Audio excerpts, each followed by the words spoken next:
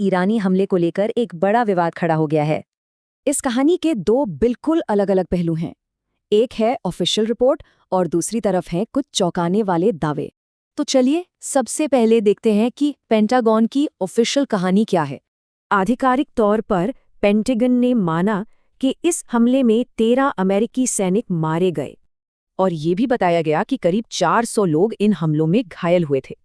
सरकार का कहना था कि नुकसान बहुत मामूली था और सब कुछ कंट्रोल में है। लेकिन अब आती है दूसरी कहानी।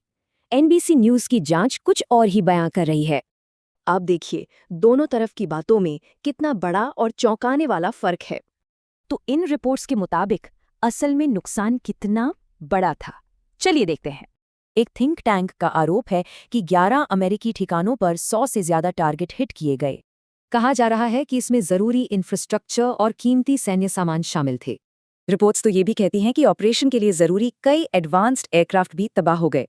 और एक हैरान करने वाली बात यह है कि 1960 के दशक का एक पुराना जेट अमेरिकी एयर डिफेंस को चकमा दे गया। सिर्फ मरम्मत के खर्चे का अनुमान ही $5 अरब का है, जो कि बहुत बड़ी रकम है। और ध्यान रहे, इसमें तबाह हुए एडवांस्ड उपकरणों को बदलने का अरबों का खर्च शामिल नहीं है। इन्हीं सब दावों के बीच अचानक जरूरी जानकारी मिलना बंद हो गई। ये टाइमलाइन दिखाती है कि कैसे धीरे धीरे जानकारी पर पूरी तरह से रोक लगा दी गई। पेंटागन की इस चुप्पी पर एक रिपब्लिकन सहयोगी ने अपनी निराशा जाहिर की। तो मतलब साफ है, इस इन्फॉर्मेशन ब्लैकआउट के नतीजे काफी गंभीर हो सकते हैं। और इसी जानकारी की कमी के बीच सरकार ने युद्ध के लिए कांग्रेस से $200 अरब मांगे हैं। इस पूरी घटना ने अमेरिकी सेना और सरकार के सामने कई बड़े सवाल खड़े कर दिए हैं।